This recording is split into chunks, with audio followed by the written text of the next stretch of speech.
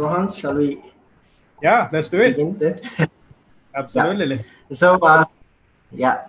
So, good evening and Aibon to everyone who are joining us today for this forum. It's actually a SME-focused discussion on reaching the market during lockdowns. So today, the program is hosted by Imperial Institute of Higher Education, and my name is Krishan. And our guest speaker is Mr. Rohan Jayavira, who is the co-founder of Intira Solutions and the former country consultant for Sri Lankan Maldives in Google, and also the lead lecturer for the digital marketing programs at IIHE. So, good evening, Rohan. Hey, good evening, mate. Good evening. Yeah. So to take off the topic, I would like to know your opinion on the current market situation for SME sector in Sri Lanka. Right. So I think let me just take a step back. I mean, I think and maybe provide a bit of a context, and I think we'll get back to it. So I think if you look at Sri Lankan market, I think we have a large few number of organizations which are large, diversified conglomerate, the John Keelses, the Hemas, the Labs, who are like octopuses who are having their fingers in everywhere. And there was a one time interesting debate whether that is the way to go. But I think increasingly today, the people find out the more diversified you are, the higher chances for your survival. Then you have this huge amount of like a small and medium-sized businesses that are trying to emerge and consolidated place and stuff like that. If you look at Sri Lanka market in terms of a size standpoint, we are a smaller market compared to other countries in the world, and it has its own challenges and dynamics as a result. So I think I will speak from a personal standpoint. So we have different definition of small and medium-sized businesses, but I think anything below 100 kind of a person employed company, I think it's fair to say like a small and a medium-sized company, anything between 100 to 500 will be about medium size, and maybe above is about large. I mean, we can have very broad descriptors around it. We don't need to be hooked up on the definition. But I think what is really, really important, what happened as a result of March is that I think government is in a really, really bad place. First of all, I think it's almost like they have to choose from what is the lesser of the evil. One side, because of this lockdown, the economy is not moving. The transactions are not happening, or it's happening at such a slow snail pace. Like we are buying stuff, but we are buying only the bare minimum. We are getting stuff delivered, which took us about 3-4 weeks for organizations to get fixed. And as a result, economy had almost come to a screeching halt. So for me, economy in a very, very bare minimum is transactions, people making transactions from one place to another. The other side is that there are some countries where the government really didn't go for a full lockdown, and they actually allowed the business and the world, the society and economy to continue for a great deal the way it is. Today, they are paying a bigger price because the number of fatalities as a result of the virus is much higher. So one side you are taking a risk on the economy. If not, the other side you are taking a risk on the population, like your citizens. So I think our government has chosen not to take at least take the citizens' risk, and also take on the economic risk. But as a result, as a small and medium-sized business, the first thing that happened was, if you are a person who are providing a service or a product, and then you're collecting money and paying, and if you are heavily dependent on the cash flow, the March, April is an absolute disaster, because now you have provided the services, but you have not been able to collect the money because of the curfew and so much different things. And unless you had a little bit of a cash reserve in organization, you would have found it extremely hard for you to pay your bills and salaries per month. That was the one side of the challenge that the SMEs faced. The second part of it is, most of the organizations would have canceled their orders, their services, because they don't know, unless you are in an industry where it is really, really, kind of have a winning kind of a proposition right now in this current times. Now, if you look at healthcare, e-commerce, retail, delivery, these are winner industries in this current. Hospitality, leisure, all of those are absolute losers in this current situation, right? So as a result, I think this is the landscape at which any business, whether it's small and medium, are impacted today. Now, what is my take on the small and medium-sized business for Sri Lanka? I think what is happening really is very unfortunate, and these companies were dependent on their transactions. Their transactions have hammered down unless they had the cash reserves, and for how long that cash reserves kind of will last.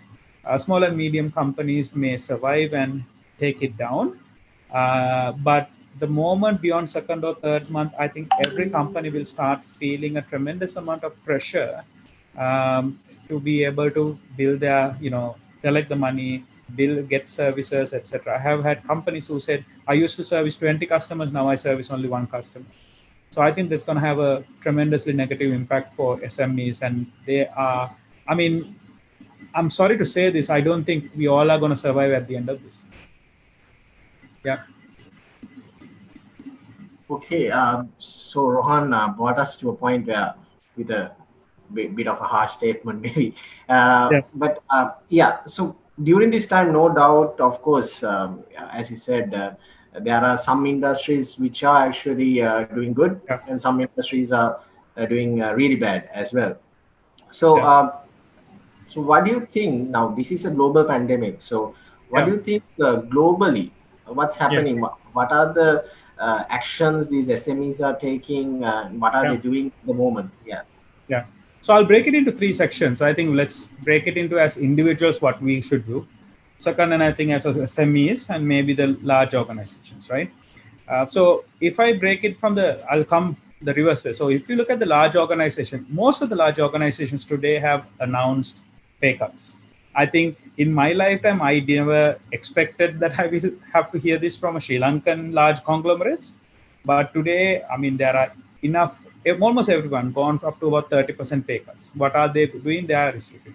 And large conglomerates where they have diversified businesses are reallocating, repurposing their resources from the industries that are down to industries that are actually performing. So if I were you, if I'm a chairman of a large conglomerate, if I have a, say for example, hospitality industry and a retail arm, I will repurpose my staff from a, hospitality sector now into retail sector. That's what I would do as a large conglomerate. So and I think because their bargaining power is higher, they will actually be able, they are in a better position, I think, not paying less, but to outlook.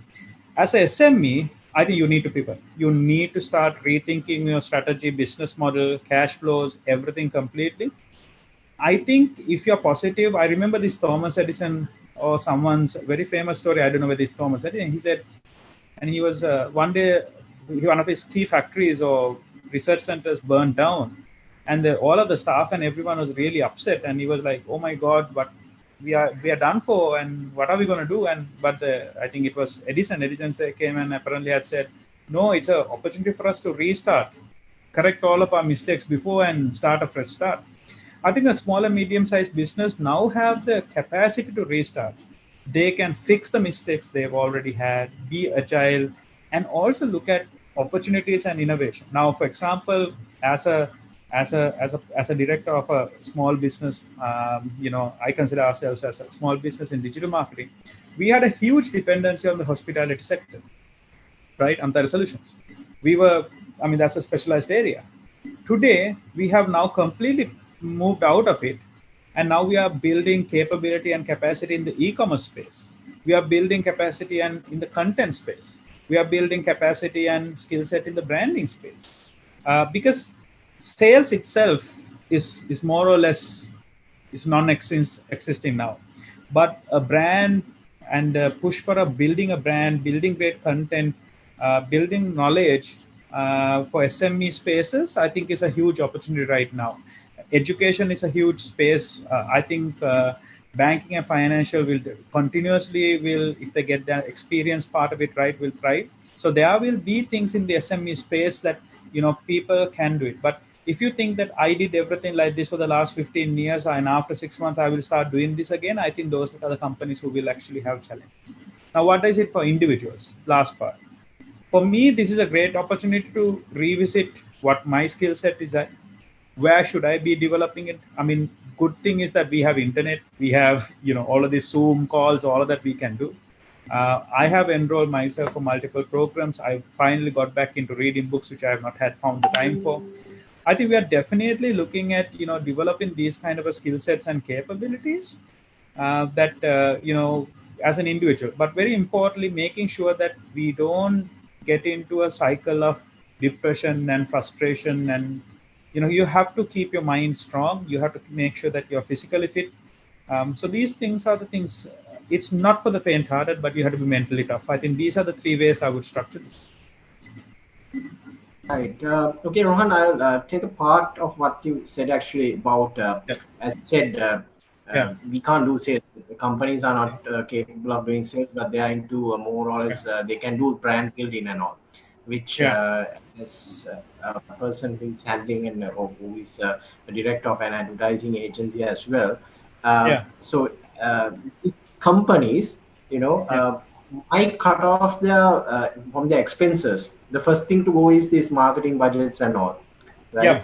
So uh, now, is it a really good move at this stage? And what are the alternatives they could have to, Yeah. rather than, because every time it's always the marketing budget, which is cut off.